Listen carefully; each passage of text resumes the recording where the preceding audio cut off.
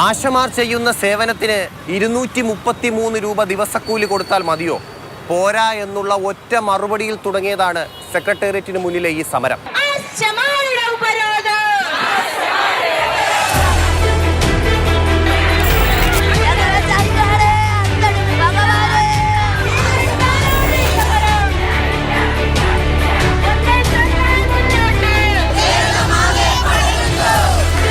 ചെയ്യുന്ന ജോലിക്കുള്ള പൈസ നമ്മൾ തന്നാൽ മതി. ഞങ്ങൾക്ക് നട്ടൽ ഉറപ്പുള്ളത് കൊണ്ടാണ് ഞങ്ങൾ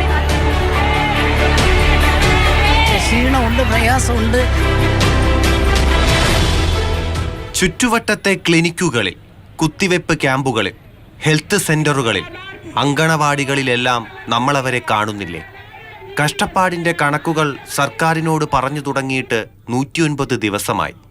സർക്കാരിനെ വെല്ലുവിളിക്കുകയല്ല ലക്ഷ്യം. ദൈവം ഇതൊന്നും കാണുന്നില്ലേ? ഈ മനുഷ്യൻ ഇങ്ങനെ കിടന്ന് കാണിക്കുന്നത് ഞങ്ങളെപ്പോലെ കഷ്ടപ്പെട്ട് ഞങ്ങളെ പാവങ്ങൾ ഈ തെരുവിലെത്തിയിട്ട് ഇവരെന്തോന്ന് ആഘോഷിക്കണത്? ഇവരിത്തിരി ആഘോഷിച്ചിട്ട് എന്ത് ഫലം അവർക്ക് കിട്ടും? വാർഷികം ആഘോഷിക്കുന്നല്ല, അതിനൊക്കെ അടിച്ചു പൊളിക്കാൻ അവർക്ക് പൈസയുണ്ടോ? ഈ പാവപ്പെട്ട ആശമാർക്ക് മാത്രമാണ് അവർ തഴഞ്ഞിട്ടിരിക്കുന്നതും ഞങ്ങളെ പരിഗണിക്കുന്നില്ല. ചർച്ചകളൊന്നും ഫലം കണ്ടില്ല. സമരം അതിൻ്റെ വഴിക്ക് നടക്കട്ടെ എന്നായി സർക്കാർ തീരുമാനം.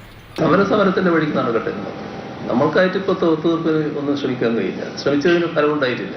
അതുകൊണ്ട് തന്നെ ഇപ്പോൾ വേറെ ശ്രമമൊന്നും ഉണ്ടാവില്ല. ഇവിടെ ഇപ്പോൾ ഭരിക്കുന്ന പാർട്ടി ഇതുപോലെ സമരം ചെയ്ത് ആണ് വന്നത്.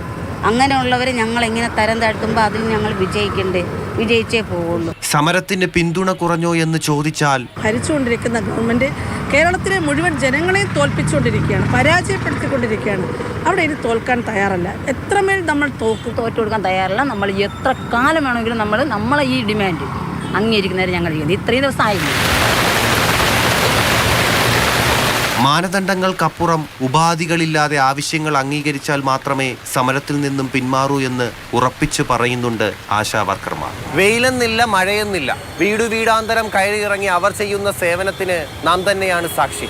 ജീവിതത്തിൽ ഒരു നേരിയ വെളിച്ചം ലഭിക്കുമെന്ന പ്രതീക്ഷയിൽ തോൽക്കാൻ മനസ്സില്ലാതെ സമരം തുടരുകയാണിവർ. ബിജു VS-നൊപ്പം TS ഹരികൃഷ്ണ, മാതൃഭൂമി ന്യൂസ്, തിരുവനന്തപുരം.